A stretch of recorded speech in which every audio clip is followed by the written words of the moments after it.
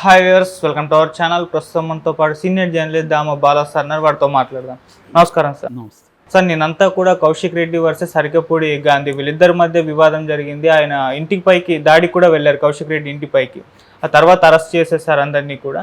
అయితే మళ్ళీ ఈవినింగ్ హరీష్ రావు గారు నిరసనలు తెలియజేశారు ఈ దాడి పట్ల. అయితే ఆ టైంలో అరెస్ట్ చేసే టైంలో హరీష్ రావు గారిని అరెస్ట్ చేసే టైంలో ఆయనకు గాయాలయ్యాయి, దెబ్బలు దాకాయని చెప్పేసి చెప్తున్నారు. అసలు ఏమైంది హరీష్ రావు గారికి? వీళ్ళిద్దరి మధ్య ఉన్న కాన్ఫ్లిక్ట్ ఏంటి సార్?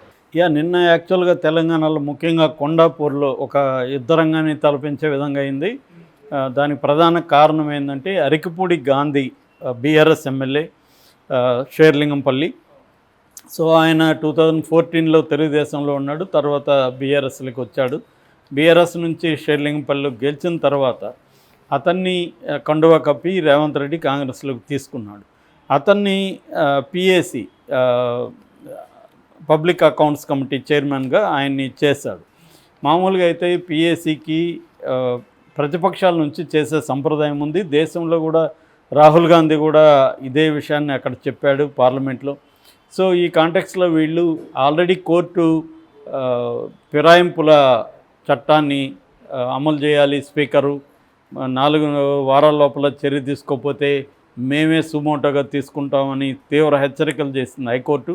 ఈ నేపథ్యంలో దీని మీద కూడా రేపు పొద్దున గొడవ అవుతుందేమో, కోర్టుకు పోతారేమో అని చెప్పి కాంగ్రెస్ పార్టీ ఏం చేసిందంటే, ఇతను మా పార్టీలో చేరలేదు, అది కండువా కూడా అది మామూలు దేవుడి కండువా తప్ప కాంగ్రెస్ కండువా కాదు అని ఒక నెరేటివ్ చెప్పేసి అతను బీఆర్ఎస్కి ఇచ్చామని చెప్పాడు. సో ఇది క్లియర్గా అందరికీ తెలుసు, కాంగ్రెస్ దొంగట ఆడుతుందని, అరికపూడి గాంధీ దొంగట ఆడుతున్నాడని పబ్లిక్ అందరికీ తెలుసు. అయినా కూడా టెక్నికల్గా వాళ్ళు రేపు కోర్టుకు దొరకకూడదనే దీంట్లో నుంచే చేశారు. ఇవాళ ప్రజాభిప్రాయాన్ని ప్రజలు ఏమనుకుంటారని పట్టించుకునే పరిస్థితిలో పొలిటికల్ పార్టీలు లేవు. నిస్సిగ్గుగా వాళ్ళు అనుకున్నది చేస్తున్నారు. లాస్ట్లో ఒక 1 year ముందుగా ప్రజల్ని ఏమార్చడం ఎలా అనేది ఇప్పుడు ప్రతి పొలిటికల్ పార్టీ నేర్చుకున్నాయి. సో అదే పని కాంగ్రెస్ కూడా అదే పనిలో ఉంది. సో అందుకని అరికపూడి గాంధీ బీఆర్ఎస్ అని ఎప్పుడైతే ప్రకటించాడో, కౌశిక్ రెడ్డి ఇతను హుజూరాబాద్ నుంచి వచ్చాడు. అతను అయితే నేను వెళ్ళి వాళ్ళ ఇంటి మీద జెండా ఎగరేస్తా, బీఆర్ఎస్ జెండా అని ప్రకటించాడు. నిజమే కదా, బీఆర్ఎస్ అని చెప్పుకుంటున్నాడు. బీఆర్ఎస్ అయినప్పుడు వాళ్ళ ఇంటి మీద బీఆర్ఎస్ జెండా ఉంటే తప్పేంటి? సో అది నేను చేస్తానని చెప్పాడు. నిజానికి ఇతను నిజంగా బీఆర్ఎస్ అయితే అతన్ని రమ్మనాలి, అతనికి బ్రేక్ఫాస్ట్ విందో లేకపోతే టీ విందో ఏదో ఇవ్వాలి. ఎవరు? గాంధీ. ఇచ్చి రా ఎగరేద్దాం రా, నేను బీఆర్ఎస్ అని చెప్పాలి నిజంగా బీఆర్ఎస్ అయితే. కానీ ఇదంతా దొంగాట కదా. కాబట్టి అతను పోలీసులకి చెప్పారు. పోలీసులు ఏం చేశారంటే ఈ కౌశిక్ రెడ్డిని, అది యాక్చువల్గా విల్లాసు గేటెడ్ కమ్యూనిటీ, అక్కడ వెళ్ళి హౌస్ అరెస్ట్ చేశారు కౌశిక్ రెడ్డిని. హౌస్ అరెస్ట్ చేసినప్పుడు అందరితోనే సైలెంట్గా ఉండాలి, కానీ అరికపూడి గాంధీ సైలెంట్గా ఉండలేదు. నేను వెళ్ళి అతన్ని ఇచ్చేస్తాను, నేను వస్తాను మీ ఇంటికి అని చెప్పి అతను అనౌన్స్ చేసి, అతను పెద్ద ఎత్తున వెహికల్, ఒక మా సినిమాలో చూపించే విధంగా ఫ్యాక్షన్ బ్యాచ్ ఎట్లా వెళ్తారో అలాగే వెళ్ళారు. పోలీసులు కూడా 9 కిలోమీటర్లు అతనింటికి ఇతనింటికి, పోలీసులు కూడా 9 కిలోమీటర్లు ప్రతి సిగ్నల్ దగ్గర కూడా వాళ్ళు క్లియర్ చేసి వదిలారు. అలాగా అంటే ఒక సీఎంకి ఎలాగా ఇచ్చారో అలాగా క్లియర్ చేసి వెళ్ళారు. అలాగా లక్షల మంది చూస్తూ ఉంటే వీళ్ళు అలాగ వెళ్ళి అక్కడ కూడా గేటెడ్ కమ్యూనిటీలో మామూలుగా లోపల వ్యక్తి రమ్మంటేనే మనల్ని అలో చేస్తారు. లోపల వ్యక్తికి ఫోన్ చేస్తారు, పలానా వ్యక్తి రమ్మంటారంటేనే చేస్తారు, అంత సెక్యూరిటీ ఉంటుంది. అయినా కూడా మామూలుగా పోలీసులు అడ్డుకోవాలంటే గేటు ముందే అడ్డుకోవచ్చు, గేటు వరకు కూడా రానియకుండా. కానీ గేటు వరకు రానిచ్చి గేటు దగ్గర అడ్డుకున్నట్టు డ్రామా చేశారు. దాంతో ఈ అరికపూడి గాంధీ మనుషులు, అరికపూడి పృథ్వీ అనే వాళ్ళ బ్రదర్ అనుకుంటా, వీళ్ళందరూ వెళ్ళి కోడిగుడ్లు, రాళ్ళు, టమాటాలు వాళ్ళ ఇంటి ముందు విసిరారు. ఆయన మన కౌశిక్ రెడ్డి వాళ్ళ మామ మొన్ననే హార్ట్ ఆపరేషన్ చేసుకున్నాడు. ఆయన భయభ్రాంతం అయిపోయాడు. ఆయన ఉన్న గది దగ్గర కూడా అద్దాలు ఉంటే వాటి మీద రాళ్ళు ఇస్తారు. సో ఆయనకి ఇప్పుడు మళ్ళీ ఆయన హాస్పిటల్ అవ్వాల్సిన పరిస్థితి ఏర్పడింది. సో ఇది క్లియర్గా పోలీసులే వీళ్ళకి సపోర్ట్ చేశారు. ఈ లోపల అరికపూడి గాంధీ ఏమో మీడియాతో మాట్లాడుతూ బండబూతులు తిట్టాడు. ఇతన్ని బ్రోకర్ డాష్ అని పచ్చిబూతులు తిట్టు నిన్ను అంతం చేస్తానన్నట్టుగా ఇతను రెచ్చిపోయాడు. మరోవైపు అతను కౌశిక్ రెడ్డి కూడా ఛాలెంజ్లు చేయడం మొదలుపెట్టాడు. అతను ఇంకొక ఎక్స్ట్రీమ్కి వెళ్ళి చీర గాజులు చూపిస్తూ స్త్రీలందరినీ అవమానకరంగా, అంటే ఈ మధ్య ప్రతి రాజకీయ నాయకుడు ఇదే చేస్తున్నాడు. నువ్వు మగవాడైతే ఇది చెయ్యి, లేకపోతే గాజులు వేసుకో, చీర కట్టుకో అని చెప్పడం. అంటే స్త్రీలందరూ పనికిమాలిన వాళ్ళు, మగవాళ్ళే గొప్పవాళ్ళు అన్నట్టుగా, వీరులు అన్నట్టుగా ఒక నెరేటివ్ ఎప్పుడుదో పాతకాలం ఉంది, ఇప్పటికి కూడా దాన్ని ఫాలో అవుతున్నారు. దీనివల్ల కౌశిక్ రెడ్డికి వ్యతిరేకంగా విమెన్ అంటే కాంగ్రెస్లో విమెన్ అంతా కూడా బీఆర్ఎస్ ముట్టడికి వెళ్ళారు. అక్కడ గోలైంది.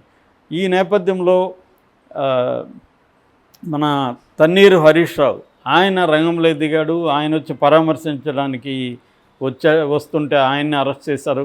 అట్లాగే బీఆర్ఎస్ ఎమ్మెల్యేలంతా అరెస్టులు చేసి దాదాపు 2.5-3 గంటలు వెహికల్లో తిప్పడం. ఈ మధ్యకాలంలో ఇదొక మెథడ్ అయింది.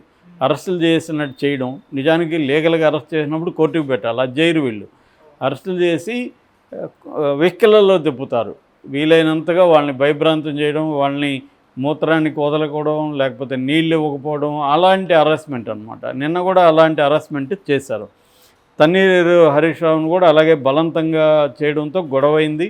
ఆయనకు ఒక భుజం బాగా గాయమైపోయింది, కింద పడిపోయాడు. ఆయన్ని పట్టుకొని మళ్ళీ తీసుకెళ్ళి ఎక్కడో షాద్నగర్ ఏరియాలో కేశంపేట పోలీస్ స్టేషన్లో పెట్టారు తీసుకెళ్ళి. అట్లాగే తలకొండ పిఎస్లో మిగతా వాళ్ళని పెట్టారు. అంటే సిటీకి దూరంగా తీసుకెళ్ళి వీళ్ళని కావాలని తిప్పి అక్కడ పెట్టి అక్కడ వదిలేయడం. మళ్ళీ ఈ టాక్టిక్స్ నిన్న చేశారు. ఇది ఏంటంటే రేవంత్ రెడ్డి భయభ్రాంతం చేస్తున్నాడు బీఆర్ఎస్ని. బీఆర్ఎస్లో నుంచి తీసుకోవడం, వాళ్ళ ద్వారానే దాడులు చేయించడం. మనం చూసాం ఆల్రెడీ. దానం నాగేందర్ అసెంబ్లీలోనే బండబూతులు తిట్టి ఛాలెంజ్ చేశాడు. ఇప్పుడు కూడా ఈ సందర్భం కూడా మేంగాననుకుంటే మొత్తం బీఆర్ఎస్ ఇండ్ల మీదకి మా వాళ్ళు కానీ వస్తే ఒకరు కూడా మిగలరని దానం నాగేంద్ర కూడా నిన్న కూడా ఛాలెంజ్ చేశాడు. అంటే క్లియర్గా రేవంత్ రెడ్డి బీఆర్ఎస్ని భయభ్రాంతం చేసి బీఆర్ఎస్ని తొక్కేయాలన్న ఆలోచనలో రేవంత్ రెడ్డి టాక్టిక్స్ కనబడుతుంది మనకు. అదే పద్ధతి గతంలో జగన్ చేశాడు, ఇప్పుడు చంద్రబాబు అక్కడ అదే చేస్తున్నాడు, ఇక్కడ రేవంత్ రెడ్డి కూడా అదే చేస్తున్నాడు. గతంలో బీఆర్ఎస్ కూడా అదే చేసింది. ఇక్కడ తేడా ఏం లేదు. అందుకే నేను చెప్తుంటే ఏ పొలిటికల్ పార్టీలకు తేడాలు లేవు. ఇప్పుడు బాధితులు బీఆర్ఎస్, కాంగ్రెస్ బాధించేవాళ్ళు. ఒకప్పుడు రివర్సు. ఒకప్పుడు బీఆర్ఎస్ కూడా ఇలాగే ప్రవర్తించింది. బీఆర్ఎస్ కూడా దాడులు చేయడం, హౌస్ అరెస్టులు చేయడం. ఇదే పద్ధతిలో ఇప్పుడు నీవు నేర్పిన విద్య నీరజాక్ష అని పాత పద్యం ఉంది. అలాగా రేవంత్ రెడ్డి కూడా కొత్త విషయాలు ఆయన ఏం నేర్చుకోవాలని వల్ల పాతది అమలు చేస్తే చాలు. అదే పద్ధతిలో రేవంత్ రెడ్డి చేశాడు. గతంలో పోలీసులు ఎలాగైతే రేవంత్ రెడ్డిని అర్ధరాత్రి ఇళ్లలో నుంచి తీసుకొచ్చి భయభ్రాంతం చేసినప్పుడు రేవంత్ రెడ్డి హెచ్చరించాడో పోలీసుల్ని, మేము అధికారంలోకి వస్తాము, అప్పుడు మీ సంగతి చూస్తామని. అదేవిధంగా నిన్న హరీష్ రావు కూడా ఒక పోలీస్ ఆఫీసర్తో ఆర్గ్యుమెంట్ జరిగినప్పుడు మళ్ళీ 4 ఏళ్లలో మేము అధికారంలోకి వస్తాం, నీ సంగతి చూసుకుంటాం అని అన్నాడు. అక్కడ కూడా లోకేష్ అదే అన్నాడు. అంతకుముందు జగన్ కూడా వైజాగ్లో జరిగినప్పుడు నిన్ను గుర్తుపెట్టుకుంటా అని జగన్ అన్నాడు. అంటే వీళ్ళు అధికారంలో ఉన్నవాళ్ళు పోలీస్ యంత్రాంగాన్ని ప్రతిపక్షాల మీద ఒక దారుణంగా ఉపయోగించడం అనేది జరుగుతుంది. అందుకనే ఇప్పుడు చంద్రబాబు అధికారుల మీద కూడా కక్ష తీర్చుకుంటున్నాడు. రేపొద్దున మళ్ళీ బీఆర్ఎస్ వచ్చాక పోలీస్ అధికారుల మీద, ఇతర అధికారులు, ఐపీఎస్ ఐఏఎస్ అధికారుల మీద మళ్ళీ వీళ్ళు కక్ష తీర్చుకునే కార్యక్రమమే వీళ్ళు కూడా చేస్తారు. సో ఇలాగా అంటే తెలంగాణ మొన్నటి వరకు కొంతవరకు పీస్ఫుల్గా ఉంది. రాను క్రైసిస్ పెరుగుతుంది. ఎందుకంటే రేవంత్ రెడ్డి మీద ప్రెజర్ ఉంది, కేంద్ర ప్రెజర్ కూడా.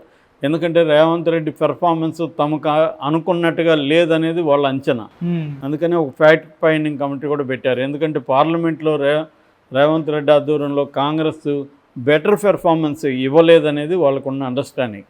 అందువల్ల రేవంత్ రెడ్డి ఇప్పుడు నెక్స్ట్ జరగబోయే జిహెచ్ఎంసీలో పెర్ఫార్మెన్స్ చూపించాలంటే హైదరాబాద్ని క్యాప్చర్ చేయాలి. హైదరాబాద్ చుట్టుపక్కలంతా కూడా బీఆర్ఎస్ పాగా వేసింది, దాన్ని బ్రేక్ చేయాలి. అట్లాగే బీజేపీని వీక్ చేయాలి. ఈ రెండు చేయాలంటే ఒకటి యాంటీ ముస్లిం ఎవరైతే వీళ్ళు ఉన్నారో ఓవైసీ బ్రదర్స్, వాళ్ళ మీదకి దూకుడుగా వెళ్ళడం అనేది ఫస్ట్ టైం రేవంత్ రెడ్డి చేస్తున్నాడు. రెండవది హైదరాబాద్ని డెవలప్ చేయడం, నేను పెద్ద ఎత్తున డెవలప్ చేస్తానన్న ఒక నెరేటివ్. తర్వాత హైదరాబాద్ని ఆక్యుపేషన్లో ఉన్న చెరువులను విముక్తి చేసి హైదరాబాద్ని క్లీన్ హైదరాబాద్గా మారుస్తాననేది ఒక నెరేటివ్. ఇప్పుడు బీఆర్ఎస్ని తొక్కేయడం ద్వారా బీఆర్ఎస్ హైదరాబాద్లో బీఆర్ఎస్ ఎవరెవరు గెలిచారో వాళ్ళందరినీ తమ వైపు లాక్కొని వాళ్ళ ద్వారానే బీఆర్ఎస్ని దెబ్బతీయడం ద్వారా బీఆర్ఎస్ని వీక్ చేస్తే నెక్స్ట్ మిగిలేది బీజేపీ కాబట్టి బీజేపీ సంగతి చూసుకోవచ్చు అనేది రేవంత్ రెడ్డికి ఉన్న అండర్స్టాండింగ్. ఓకే. సో అందువల్ల ఇది ఘర్షణ రూపం తీసుకుంటుంది. ఎందుకంటే బీఆర్ఎస్ కూడా సైలెంట్గా ఉండరు. కేసీఆర్ సైలెంట్గా ఉండొచ్చేమో కానీ కేడర్ కానీ నాయకులు కానీ సైలెంట్గా ఉండలేని పరిస్థితి ఉంటుంది. కాబట్టి